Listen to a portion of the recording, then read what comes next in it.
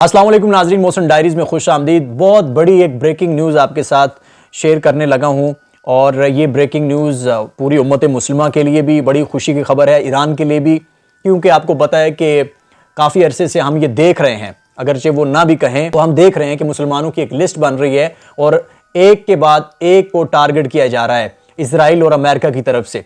Iraq को आप देख लें, लिबनान को आप देख लें, शाम को आप देख लें, आप लीबिया को देख लें, तमाम के तमाम ममालिक। और अब ईरान का नंबर लगा है और कहा जा रहा है कि ईरान के बाद तुर्की या पाकिस्तान का नंबर है।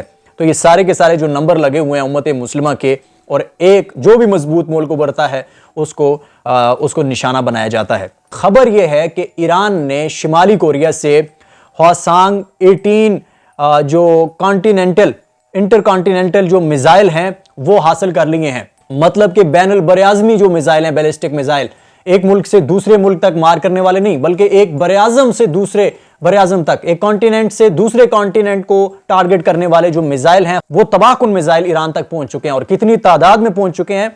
500 की तादाद में ये मिसाइल जो हैं वो ईरान तक पहुंचे हैं। ये किस तरह से खुफिया ऑपरेशन ईरान ने किया, इस हवाले से जो ईरान के सहाफ़ी हैं मोहम्मद हुसैन साहब, उन्होंने मुबशर लुकमान साहब, पाकिस्तान के नामवर जर्नलिस्ट हैं, उनके साथ गुफ्तगू करते हुए ये न्यूज़ ब्रेक की है। वो भी उनकी गुफ्तगू में आपको सुनाता हूँ, लेकिन उससे पहले बताता हूँ कि ये कितनी तबाहकुन चीज़ जो है वो ईरान ने बड़े खुफिया तरीके से हासिल कर ली है, अमेरिका, इसराइल और उनकी एजेंसियों की नज़रों से बचते हुए।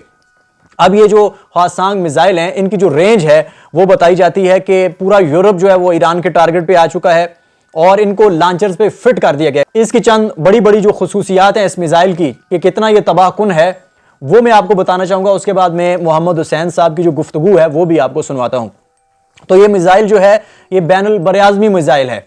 ये इसके आने के बाद ये 500 की तादाद में ईरान के पास पहुंचा है। अब पूरा यूरोप जो है वो ईरान के टारगेट पर है, ऐसा कहना है मोहम्मद हुसैन साहब का। ईरान के तमाम शहरों में इनको लॉन्चर्स पे फिट कर लिया गया। अब ये खुफिया ऑपरेशन के जरिए इनको पहुंचाया गया ईरान, और इसको समझना इतना मुश्किल नहीं है, क्योंकि जब अमेरिका इतनी दूर से यूक्रेन की मदद कर सकता है जो रूस के पड़ोस में उसके लिए ख़तरा बन सकता है, तो अगर इतनी दूर से अमेरिका रूस के पड़ोस में आएगा तो फिर रूस किस तरह से चुप बैठ सकता है। तो ये तो बड़ी आसानी से समझने वाली चीज़ें हैं। तो रशिया के रास्ते ये मिसाइल जो हैं शिमाली कोरिया से रशिया और फिर रशिया के ज़रिए जो है वो ईरान तक पहुँचे हैं। अब पहले जो मिसाइल थे ईरान के वो कितनी तबाही मचा चुके हैं ये आप जानते हैं, लेकिन उन मिसाइलों का एक मसला ये था कि वो 6 से 7 घंटे जो है वो तैयारी में लेते थे।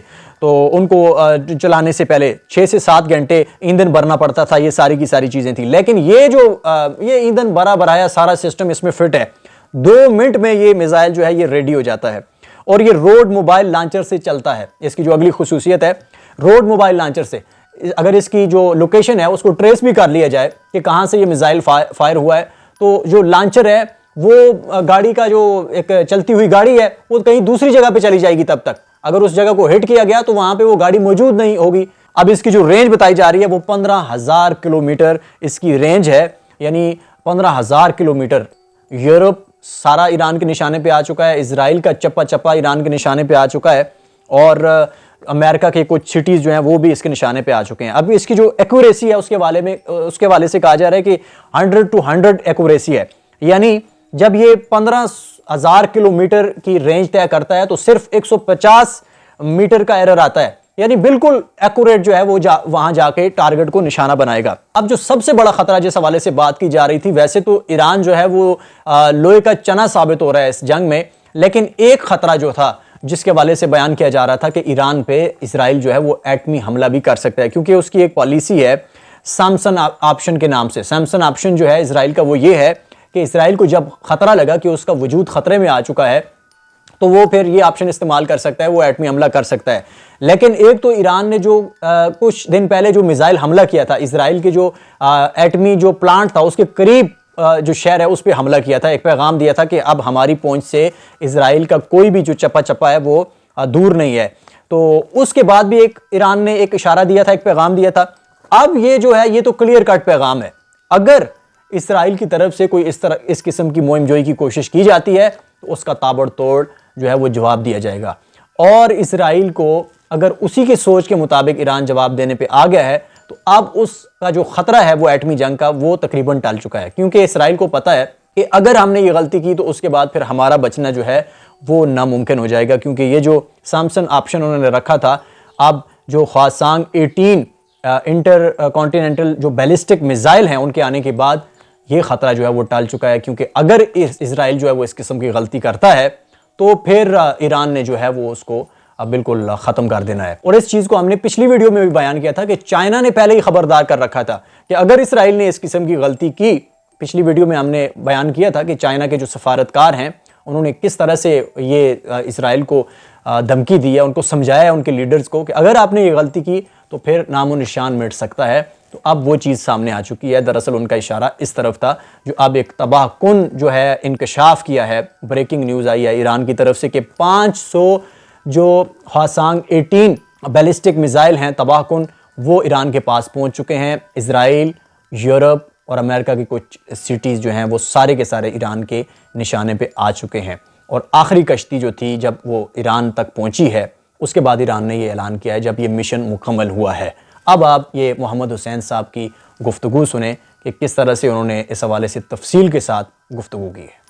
मैंने रिक्वेस्ट की थी आपकी टीम से कि मेरा एक मीटिंग है, उसके बाद मैं एक ब्रेकिंग न्यूज़ देने जा रहा हूँ, जो इंशाल्लाह मुसलमानों के लिए तो बहुत अच्छी खबर होगी और ईरान के दुश्मनों के लिए दहशतनाक खबर होगा। गुज़श्ता रात ईरान ने अनाउंस किया है, अमेरिका को भी, यूरोपियन यूनियन को भी, कि लास्ट शिपमेंट ऑफ हवासांग 18 प्योंगयांग से तेहरान पहुंच गई है।